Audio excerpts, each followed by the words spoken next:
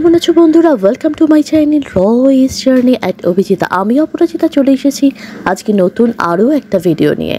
চলো কোথায় যাচ্ছি, কী করছি পুরোটাই শেয়ার করব। আর অবশ্যই বলবো একটু সাপোর্ট করে দিও, অর্থাৎ সাবস্ক্রাইব করে সাথে থেকে যাও, অনেক কমেন্ট করো, জানিও কেমন লাগছে, আর লাইক করে কিন্তু সবাইকে একটু বুঝিয়ে দিও তোমরা পাশে আছো। চলে এসেছি বিপত্তারিণী চণ্ডীবাড়ি মন্দির, একেবারে যেটা গড়িয়ার রাজপুরে অবস্থিত। সবাই আমরা মায়ের কথা জানি। এই হচ্ছে মায়ের মূল গেট, যেখানে এখনও খোলেনি, গাড়ি নিয়ে জন্য বাইরে দাঁড়িয়ে আছে। এদের পার্কিং জোন কিন্তু ভেতরে রয়েছে, কিন্তু এদের টাইমিং রয়েছে একেবারে সকালে শুরু হয় 5:30 6টা থেকে দুপুর 12টা অবধি, আবার 2:30 থেকে শুরু হয় একেবারে বিকেল 5:30 অবধি। নিশ্চয়ই সামনে বোর্ড পাবো, সেটা তোমাদের সাথে শেয়ার করব। ঢুকে পড়েছি, একেবারে বুঝতেই পারছো খুলে গেছে। একেবারে এই চত্বরটা যেদিকে আমরা গাড়ি রেখেছিলাম, দাঁড়িয়েছিলাম গেটের সামনে, আর একটু এগিয়ে এসে কিন্তু এদিকে আরও একটি গেট রয়েছে। এই দেখো সময় রয়েছে, যেটা দেখো সকাল 6টা থেকে দুপুর 12টা, আর বিকেল 2:30 থেকে একেবারে সন্ধ্যে 5:30 পর্যন্ত। এই সুবিশাল জায়গা, পার্কিং জোন, প্রচুর গাছগাছালিতে ভরা। এই পুরো জায়গাটা বেশ সুন্দর, কিন্তু এখানে আসলে মন ভালো হয়ে যায়। যারা যারা এসেছো অবশ্যই কমেন্ট করে জানিও তোমাদের কেমন লেগেছে। এখানে কিন্তু জুতো রাখার ব্যবস্থা রয়েছে। আমরা জানি সবাই যে সামনেই আসছে বিপত্তারিণী পুজো, তার আগে এই জন্য মন্দির সেজে উঠছে, প্রচুর ভক্তের সমাগম হয়। এই জন্য দেখো বিশাল প্যান্ডেল কিন্তু হয়েছে। জানি আমরা বিপত্তারিণী মন্দিরে যে সবাই মিলে এসে পুজো টুজো দিতে গেলে কিন্তু এই টাইমে তোমাদের চলে আসতে হবে। এখানে দেখতেই পাচ্ছ একটা পুকুর রয়েছে, আর এখানে একেবারে যা তোমরা প্রসাদ সামগ্রী নেবে সেরকম কিন্তু সব কিছু রয়েছে। মিষ্টি রয়েছে, ফল রয়েছে 13 রকমের, এছাড়াও রয়েছে ধূপকাঠি, মোমবাতি, আলতা সিঁদুর, সব কিন্তু পুজোর সামগ্রী এখান থেকেই পেয়ে যাবে একেবারে। এখানে যেমন এই একটা দোকান রয়েছে, সামনেও আরও দুটো ছোট ছোট দোকান রয়েছে, তবে এই দোকানটাই তুলনামূলক পক্ষে বেশ বড়। এই দেখো মা এখানেও অধিষ্ঠান করছে, ফটোতে দেখে সঙ্গে সঙ্গে ভাবলাম একটু তুলে নিই। এখানে দেখো 13 রকমের ফলও পাবে। একেবারে চলে এসেছি ভেতরে। এই মা অধিষ্ঠান করছে, যেখানে দোতলাতে কিন্তু উঠে চলে এসেছি। আর এদিকেও কিন্তু প্রচুর ঠাকুর দেবদেবী রয়েছে। এখানে যেমন দুর্গা ঠাকুর রয়েছে, এখানে দেখো রয়েছে হনুমানজি, এখানে প্রচুর কিন্তু রয়েছে, কিন্তু এখানে মূর্তি রয়েছে যারা কিন্তু অধিষ্ঠান করছে, যেখানে পুজো হয়। এটা একতলায়।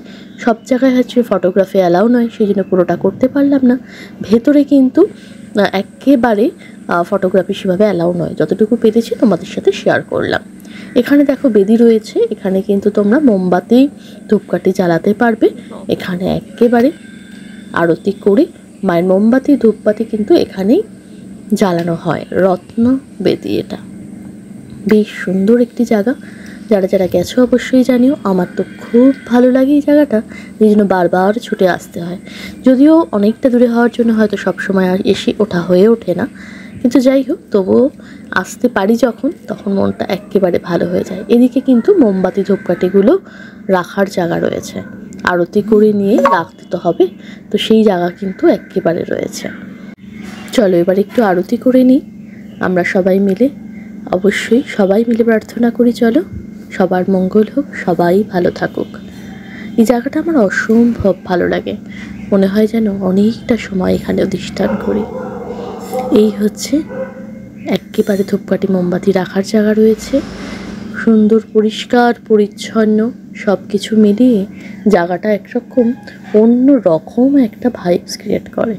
মেয়েও আরতি করছে, মেয়েও আরতি করে নিক, তারপরে ধীরে সুস্থে আস্তে আস্তে বাড়ির পথ ধরতে হবে। তবে সকালবেলায় কিন্তু বেশ ভিড় থাকে, এবং অঞ্জলির পাঠ কিন্তু সকালবেলায় হয়। বিকেলের দিকে গেলে কিন্তু, অর্থাৎ 2:30 থেকে যখন গেট খোলে সেই সময় কিন্তু অঞ্জলি আর হয় না। পুজো তোমরা অবশ্যই দিতে পারবে, ঠাকুরমশাই ওখানে রয়েছেন, তবে অঞ্জলি আর হয় না। তো আমরা যেমন এর আগে দুবারই গেছিলাম, তখন কিন্তু সকালের দিকেই গেছিলাম, তো সেটা আমরা জানতাম না বিকেলের দিকে গেলে যে অঞ্জলিটা আর হয় না। তো যাই হোক, সেটা মিসিং হয়ে গেছে, সেটাই তোমাদের জানালাম। আর এখানে কিন্তু বেশ বড় চত্বর হওয়ার জন্য অনেকগুলো গাড়ি একসাথে রাখা যায়, বেশ ভালো লাগে। প্রচুর গাছগাছালিতে ভরা একেবারে সুন্দর প্রাকৃতিক সম্পদ নিয়ে মা এখানে অধিষ্ঠান করছে। সব কিছু মিলিয়ে জায়গাটা একেবারে পবিত্রতায় একেবারে চতুর্দিকে যেন ম ম করছে গন্ধে। এখানে তো বললামই, দেখতেই পাচ্ছ প্রচুর রয়েছে গাড়ি রাখার জায়গা, যেটা আগেই বললাম। চলো এবার হচ্ছে জুতোটা নিতে হবে। বলতে এরকম জায়গায় এসে মনটা সত্যি খুব ভালো হয়ে যায়। প্রকৃতির মাঝখানে দেখো কত কাঁঠাল গাছ রয়েছে,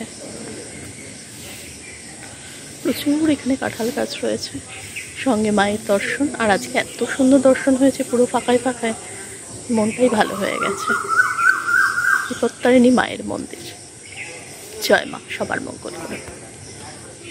একেবারে ছোট, শুধু মায়ের দর্শন করেছি, সেটাই তোমাদের সবার সাথে শেয়ার করা।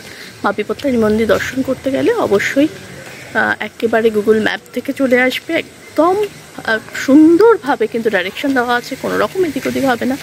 আর এসে কিন্তু অবশ্যই মায়ের পুজো দিতে পারো। সকালবেলায় অঞ্জলি হয়, বিকেলবেলার দিকে মানে দুপুর 2:30 থেকে যেটা ওপেন হয় তখন আর অঞ্জলি হয় না, কিন্তু মায়ের পুজো দেওয়া যায় নামগোত্র দিয়ে। পুরোহিত রয়েছেন ওখানে, তো সেক্ষেত্রে তোমরা সেটা দিতে পারবে। আর দোকানপাট সবই রয়েছে নিট অ্যান্ড ক্লিন, পুরো পরিষ্কার পরিচ্ছন্ন, মন ভালো করে দেবে, একেবারে মন ভালো করে দেবে। তো যারা যারা এখনও মনে করছো পুজো দেবে, অবশ্যই চলে আসতে পারো। যদি ভালো লাগে তাহলে অবশ্যই বলবে একটু সাপোর্ট করে দিও, তো সাবস্ক্রাইব করে সাথে থেকো, তাতে আমারও ভালো লাগবে। দেখা হচ্ছে পরে একটা ব্লগে, ততক্ষণের জন্য টাটা।